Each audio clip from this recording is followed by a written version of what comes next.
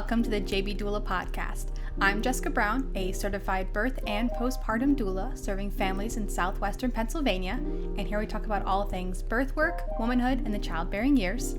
Plenty still applies to our other parenting journeys such as dads, trans, and non-binary friends, and this episode we talk about the doula superpower. And just a little hint, it has to do with mediation and time. So let's get into it.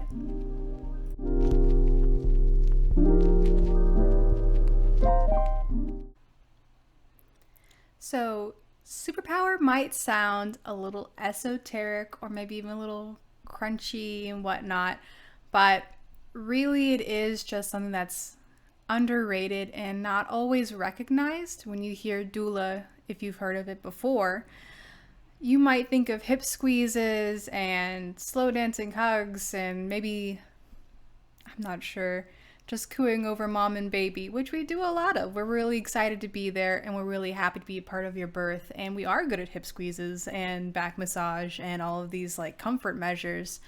But something that we really bring to a birth is this like not so advertised, I suppose, or maybe not so glamorous aspect of being a really good mediator.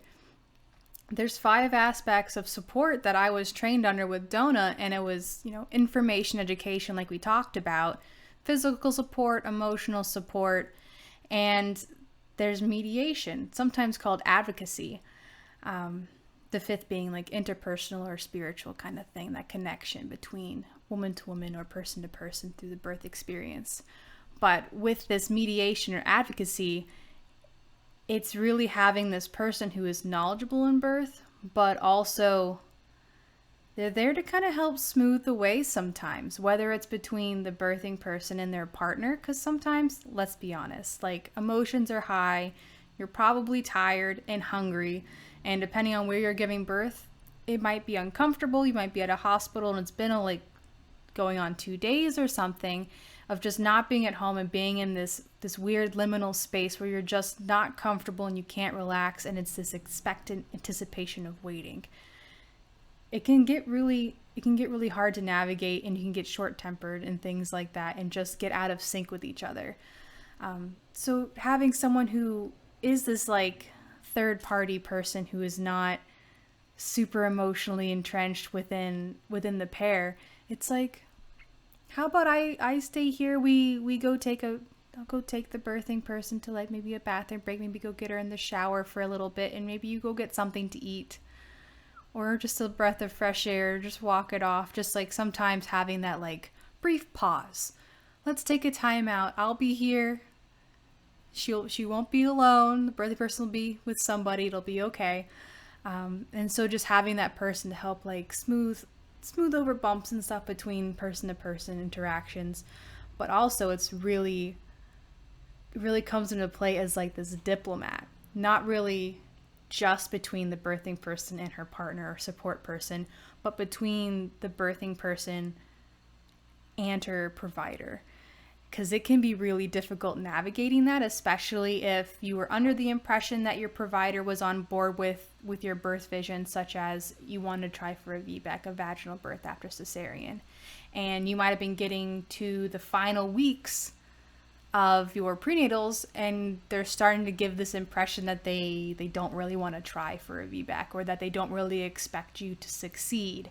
And that frustrating moment when you're like, I don't think my provider is on the same page as me. So whether that comes up during prenatals or during the labor itself, having your doula there who has been working with you through pregnancy and has an understanding of what your values are and what your kind of ideal vision is for birth and what you're kind of looking for, and like boiled down, not like I'm gonna do the tub for this many hours and then I'm gonna do this position on the birth ball. Nothing so strict as that. It's because you make a plan and it's gonna change. But having a general toolkit of like, I know I do really well with hands-on support, and I feel really comforted, helps with my pain, and I know I really want to feel present and connected and to my partner and to my baby and to the moment in this rite of passage. having this be what it is, which is a rite of passage, and not just another day and not just a medical event that I'm partaking in or being partaken on, you know what I mean? It's not a word, but that general vibe of just like being a passenger to this event that you're not really a part of, that can sometimes happen with the medical field. So we have that foundation, we have that understanding, and this like, yes, we're on the same team, this is what we're working towards, and we want to have you to have these like connected, intimate, and like maybe for some people reverent, but just like this, what you're looking for, what kind of energy and experience you're looking for, and then finding out your provider's not on board. So that's kind of where this doula as a mediator comes in, whether it's gentle reminders of just like what was on your birth vision, like, oh, like we were thinking of trying, having her go in the shower for a little bit to help with her pain and to see how long she can go that way, to put off before we do Pitocin or before we do some other intervention. Leading up to that, or I suppose as a part of that, is this, I like to differentiate mediation and mediator versus advocate, because a doula can sometimes be an advocate, but the concept of advocacy tends to be this like champion for a cause, a spokesperson speaking for others when they can't. And that's not the goal here. The goal is for you to be able to speak for yourself.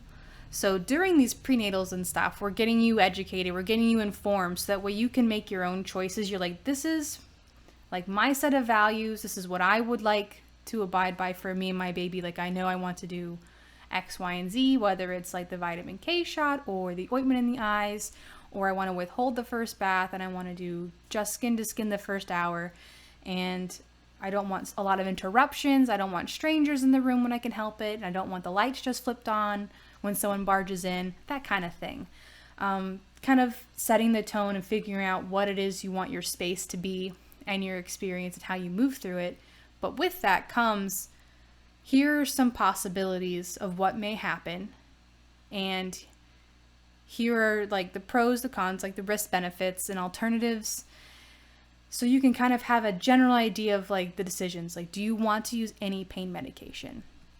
Yes? Okay, well, here are the different types, and here's the risks and benefits and everything, and the interventions that go along with it, such as like an epidural. If you want to be able to get up and move around, an epidural probably isn't the thing you want to use, or not use right away. Maybe try something else if you're concerned about pain. And also, let's practice some of the non-pain management techniques to see if that'll give you some confidence in your own body's capability, because sometimes you just don't know what your body's capable of. And that's okay.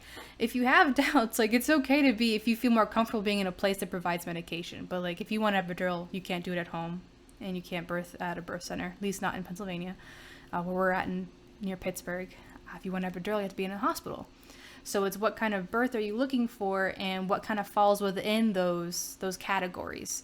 So again, like with the epidural, it's like, if you want to get up and move around, well, what are some things we can do to help you manage pain for as long as possible, so you can move around, and then you can have like this epidural as an option later for whenever you're ready. And then we'll do some other things in bed to help try to keep baby moving down and not getting stuck in just like the hammock from just laying on your back, which usually happens with your baby going posterior when you're on an epidural, just laying on your back the whole time. So it's those kind of considerations, and giving you just like this foundation of just like, here's what I'm interested in. I've like started looking into the risks and benefits, and then also taking that a step further, going to your prenatals and going like, so I'm considering maybe Stadol, which is narcotic, pain medication. So it might make you a little foggy headed, maybe a little loopy, but it might take the edge off and kind of minimize some of the pain, reduce it, without having to make you completely bed confined. It would be for about an hour, and you'll have IVs that go with it. The IV like fluid, so you have a pole attached to you. But you should be able to get up afterwards if you are stable enough on your feet and you have someone with you. And that might help give you a reprieve if you're really tired.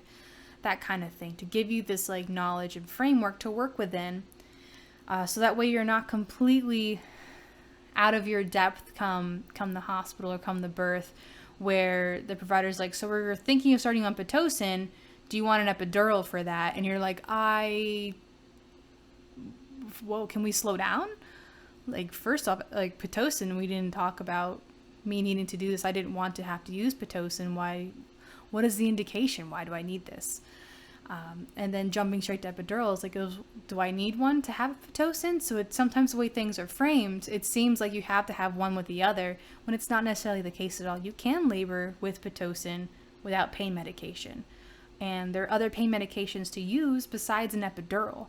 So really, the whoa, let's take a minute here, can be really helpful. And the doula helps with that, in that if they start doing a whole bunch of things and they're like, all right, do you have any questions? And now you're completely overwhelmed because you've been giving too many options, and also a surprise intervention you weren't even thinking you needed because you thought you were doing great. You're coping with labor pains, you're moving around, you're breathing, you're doing all this stuff, you're riding the surges just fine. And you haven't been here for days. Like, it's just, you're just laboring, and you're laboring at a normal rate, but for some reason they think it's not fast enough. So having them go then like, oh, so we're doing this now, and now you're being talked about to epidurals and other pain medications. The doula can be like, so about the Pitocin, what was the indication for this? I remember so-and-so, she was saying she wanted to avoid Pitocin if she could. Is there a particular reason why you're offering this or why you're suggesting this right now? And then usually after I would like ask a question that kind of like jolts my clients to remember, like, oh yeah, like I didn't want this, and like, what about this? And they start asking their own questions unprompted, because that's kind of what I think a doula is really good at, is this just like witness, participate, but more in like a quiet way of just like let the provider say what they have to say, see if the client and or their partner speak up or ask their questions. But if they feel frozen, or if they seem to just like not know what to ask, it's just like gentle reminder, because like we have talked about this. We do have a general idea of what kind of birth you're looking for, and if it involves Pitocin and interventions and things or not. If you want to be able to move, if you're worried about coping with pain, things like that. So just having these gentle reminders of like, what was that you were thinking about? I think you had a question about Stadol instead of an epidural if you need a pain medication. And just kind of like these little gentle lead-ins where it's not me commanding the room and going like, my client does not want this, and it's clearly stated here on her birth vision that we turned in. Not that at all, because it's confrontational. And once you start being confrontational, communication shuts down. And people get defensive, and they're not listening and receptive. And the whole point of having a doula is try to encourage communication and collaboration between all members of the birth team. So it includes like me with my client, the birthing person, and her partner, she has one, and the nurses and the OB or the midwife, anyone involved. And before that, if they had a childbirth education coach or instructor, or a massage therapist who specializes in pregnancy, things like that, where it's just like we're communicating together, we're trying to be on the same page and work towards the same similar type of goals, such as a type of birth. One where she can move around, minimal interventions, minimal pain medication if possible, things like that. Really trying to avoid confrontation, because the whole point was to encourage our client, the one who is birthing, and her partner to be heard, for their concerns to be heard, to be respected and discussed intelligently, to give the pros and cons, and discuss alternatives and the timeline, like how necessary is this, how soon, can we have more time? Another thing that doula does with the mediation it ties into is the suggestion and the reminder that time is very valuable to you and your birth. So just like, oh, I think she was thinking of going to the bathroom soon, Or she really wanted to try the shower. That you can be in the shower from like a half an hour to an hour, if not longer, before they require to check you again if you're in the hospital. So that gives you a half an hour to an hour of squatting on the toilet, which helps open up your pelvis and your cervix and brings baby down, the gravity of that. And sometimes it's just a comfortable position, because sitting straight on the bed with that pressure against your perineum and against your bottom that's bulging and all this stuff, it feels uncomfortable, and you're just like, it hurts, my back hurts, everything. So the toilet can kind of give that reprieve. And then also like having a birth ball or a chair in the shower, so you can just lean and drape over that while the shower pounds on your back. Just like, like this. Activating that gate theory, where it's just like the more skin that's being touched and activated, that's the nerve endings that are being received from your brain. That's what's being processed. Because if you touch a stove, you react. But if you maybe like have a really hard contraction or like a deep throbbing pain, it's like it's slower to respond, like a bellyache or something. Like if you haven't had contractions before, or you're not really one who's had a lot of menstrual cramps, but just like deep tissue pain is a lot slower to process. So if you can do like engaging all of the reactionary skin cells and stuff like that with this gate theory, it kind of blocks that receptor to the deep tissue pain, and you're feeling this instead, and it helps reduce the pain. That's one of the things. We'll go about that more in the next episode too, of just being really knowledgeable and normal and how to help with that and how that translates to physical and emotional support. But this one is for time. You can do all kinds of things.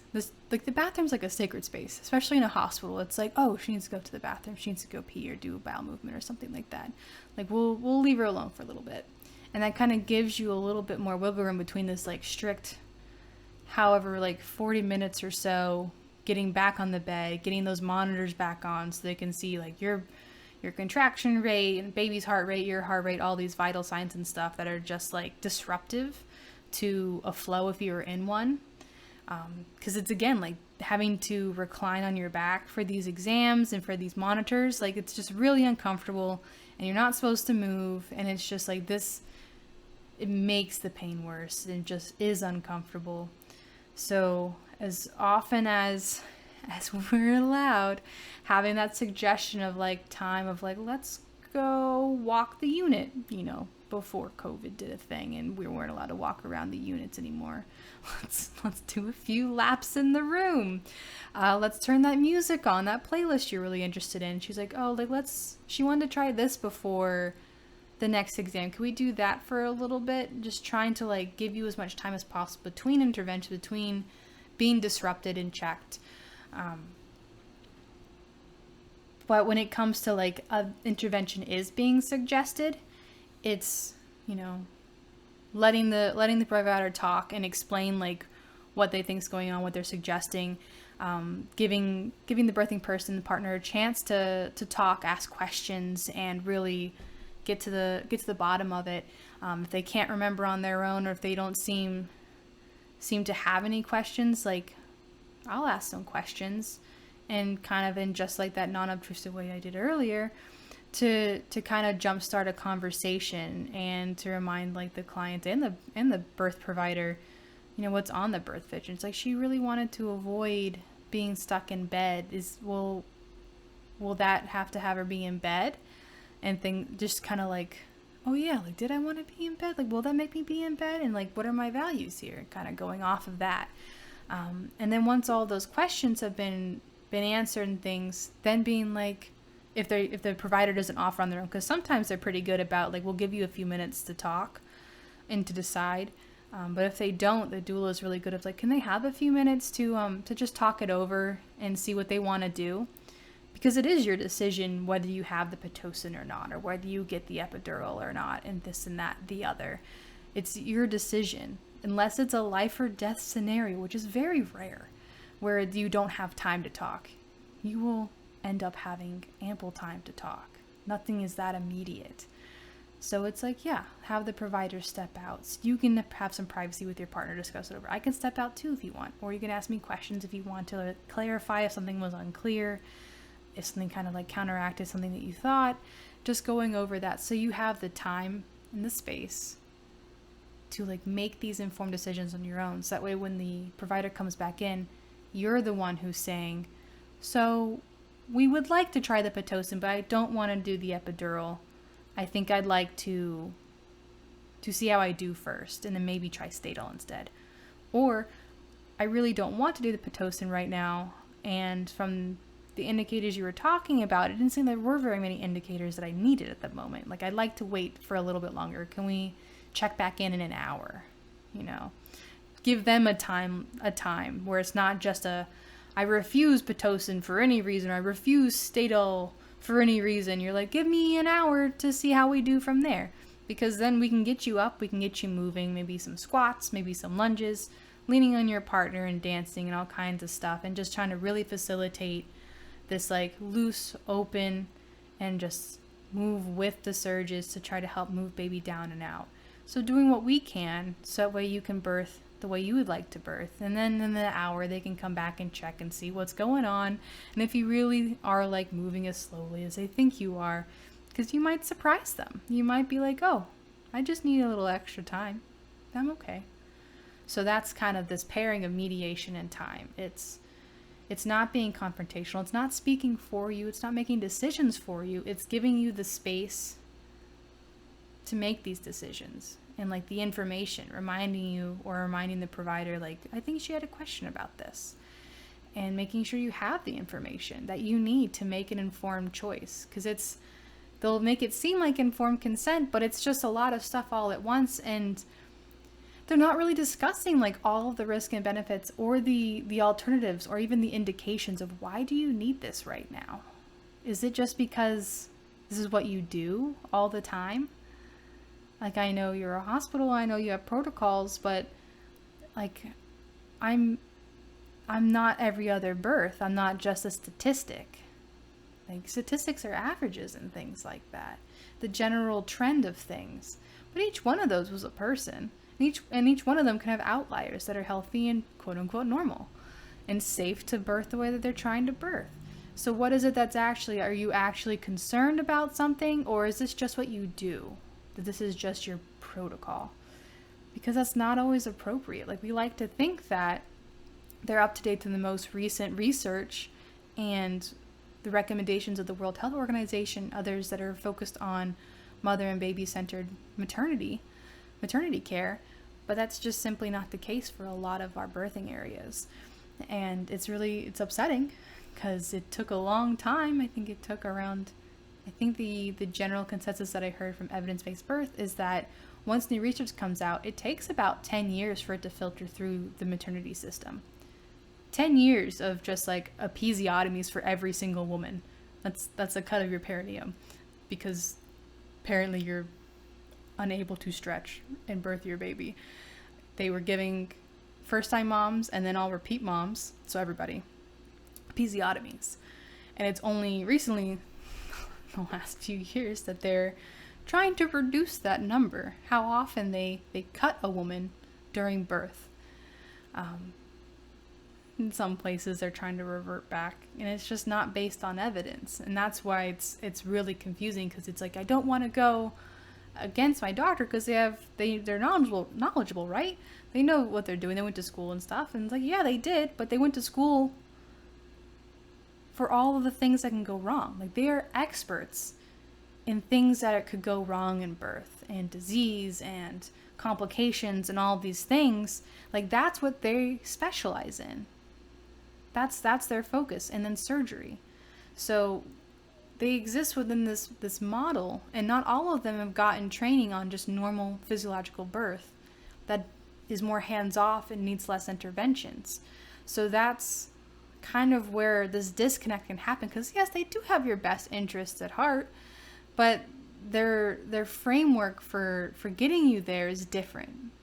And it's frustrating because you're like, no, I thought I was birthing just fine. I thought I was laboring just fine. I didn't know I needed any of these interventions, and you, in fact, might not need them. So that's the mediation and time of a doula. Get you your information, give you the space and time to make those decisions. And then, on the other hand, like, it's being that diplomat and non-confrontational, but standing with you and asking questions and trying to prompt informative answers in a conversation, so you're being respected for your ability to make intelligent decisions for you, your baby, and your body. So I suppose, hopefully less often needed to be used is the doula as a witness as well. Because sometimes they need to be more firm, where they're with you and they're doing things anyways that you said you didn't want, and it's just she didn't consent to this, and just being there as a witness. And they can try sending me away too. That's happened with some doulas where providers are can you leave the room? You as the client, you can go, no, I want her here. I hired her, she's a part of my birth team, I want her here. She doesn't have to say anything, she can just be here with me. So unless it's something like a sterile field or whatever, and that's a whole other topic that I think is difficult to navigate, because some hospitals will let you in for a cesarean delivery, but they'll have you leave for the suturing at the end to close up. And I really would like to push for a conversation with policy writers and stuff. It's can we not have the doula here the whole time? She can be there for the application of the epidural and throughout the birth of the baby in the OR, but why can't she stay for when it's the finishing part, when the baby is taken to a warmer and the husband's told to leave as well? Why does the doula have to leave too? She can be unobtrusive and out of the way, but that way the birthing person, who is still just strapped to this table, has someone there with her. So that'll be a different topic, and that's more the advocacy. That's this doesn't happen during a birth with a client, because it's not about doulas and doulas' rights to be besides the person that hired them to support them, because it's about you and your birth. So it's not about being confrontational, but that's the behind the scenes advocacy of just this isn't okay. And having to go in if you birth somewhere else, or having to go up to the ICU because you had a retained placenta. It's what do you mean her doula can't go with her back there while she has her placenta removed and her baby's been separated from her and her husband's not here either because they're at the other birth location?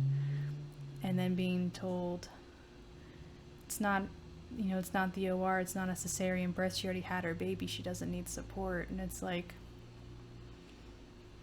not true at all. She's really scared right now. So being a witness to that, whether they can go back to the procedure or just being witness to the treatment that you receive and the way you're being spoken to. I know it was a bit of a little tangent, because it really matters. It matters to be able to have the right to be with your client, and to have the right to be with your doula, to be I hired her and I'm comfortable with her and I feel safer and I feel more confident, this and that or the other. And it's just having that continuity of care. The whole point of the continuity is that someone's there with you from start to finish.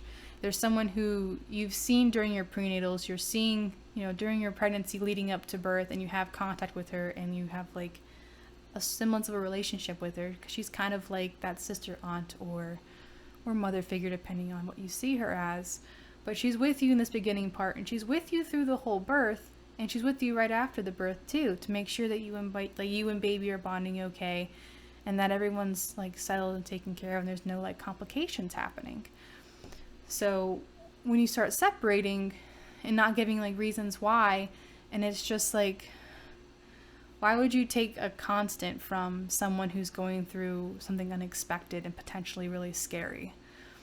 So even if we can't go back with you to the OR for a cesarean, we can't go back with you for your procedure to remove your placenta, we'll be with you and we'll be waiting for you. We'll be with you this whole time, listening to how you're being spoken to, and then listening afterwards to what you have to say and how you're feeling, and holding space with you.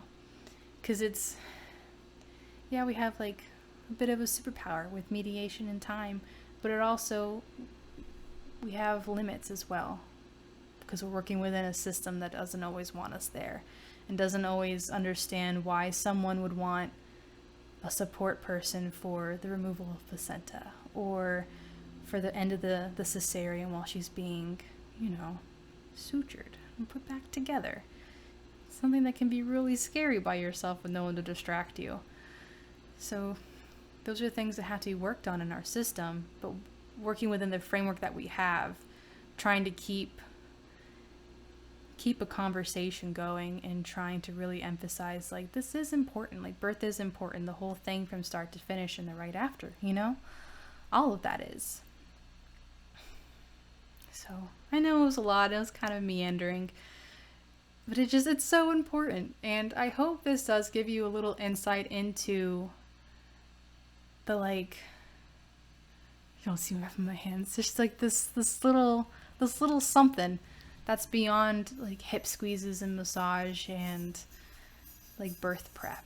It's bearing witness to your treatment and your experience and being someone who was there to talk to and process with, especially if they're your postpartum doula too, because you'll see them for weeks after the birth when you're like starting to trickle in with all the memories and this and that, and you're trying to piece things together and you have all these feelings and all that stuff to like think through, and while you're sleep deprived and raising a newborn.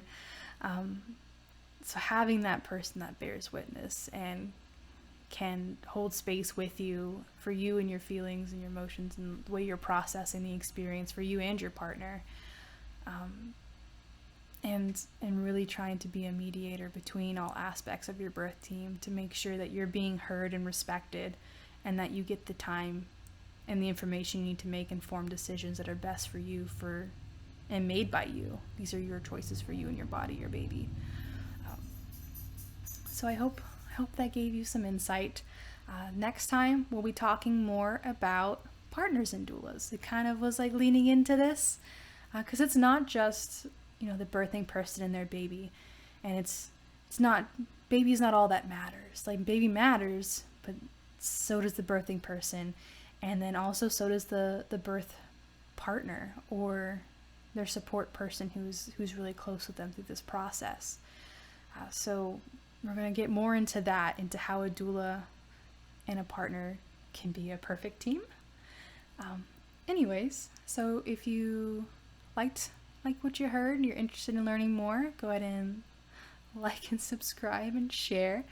I'd really appreciate it because I do want to be able to let more people know about doulas and what they can do for you, as well as particularly for the Western PA area, like educating on the resources available. Starting in September, we'll be starting interviews with providers and also parents to share their birth stories. So stay tuned for that. I'm really excited to be moving on towards that soon. But first, we'll have a couple more episodes of the What is a Doula series before we wrap up, and we'll get into some interviews. But yeah, you should be able to hear this on any of the podcasting platforms or on YouTube if you're watching. There's a linktree/JB Doula if you want to have any other connection to the website or blog, Instagram or Facebook. And if you have a birth story you want to share, or you're a provider, whether it's chiropractic, massage, OB, or RN, any of those things, or midwives, definitely comment if you'd like to share and set up an interview as well. I'd be really excited to talk with you and get that collaboration going. All right, until then, happy birthing.